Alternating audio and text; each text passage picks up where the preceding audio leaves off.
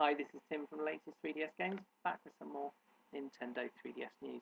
So first of all, of course, new Super Mario Bros. 2 is coming out in the US this weekend, and you'll be able to also get your hands finally on the Nintendo 3DS XL. Now, if you're looking in the US to trade in your original Nintendo 3DS console to get your hands on a 3DS XL, you may want to check out GameStop this weekend. This weekend only they're doing a $100 trade-in. So if you're looking to do that, why not check them out? Now moving across to Japan, they've announced that on September the 15th there's going to be available a special edition 3DS XL, as you can see here. It's the Pokemon Pikachu edition, and Japanese gamers will be able to get their hands on that one if they pre-ordered the game Pokemon Center from August the 25th to September the 14th. They can actually get their hands on that console. Looks really cool. Not sure if it's going to make it to the US and Europe, but hopefully, you never know, it might do. Staying in Japan, and a bit of feedback from the downloads, which have obviously hit the Nintendo eShop, and they've reported that overall sales of New Super Mario Bros.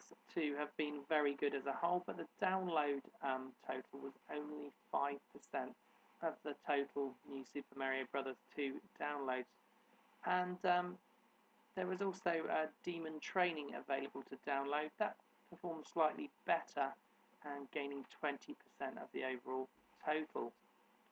Now moving back over shores and into Europe, and in Europe we've not been able to get our hands on a cradle for the 3DS XL. So good news is that it's finally going to arrive August the 24th. It's going to cost around about £20, and you'll get the adapter and the cradle with it.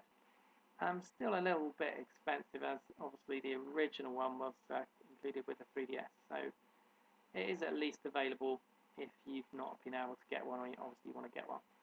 So check that out in a few days' time.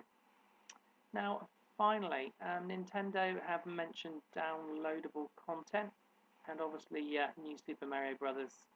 2 is going to be the first one to have additional content. Now, they've just stressed that the importance of the fact that they're not encouraging, certainly themselves or other developers, to kind of not make half-finished games, but leave a lot of content out so they can then charge a lot more for additional content. So they are strictly sort of steering away from that, and obviously they're encouraging other developers to do that as well. Although they want Nintendo, they want Nintendo themselves and other developers to have additional content available for a small fee off the eShop. They are definitely not encouraging, themselves or other developers to basically, leave great big chunks out of games in effect and make it kind of light on content just so they can, charge more for additional levels, characters, etc. So they just wanted, they felt it was important to stress that, with the announcement that it's now available. That's it for today's news. And this has been Tim at Latest 3DS Games. Thanks for watching.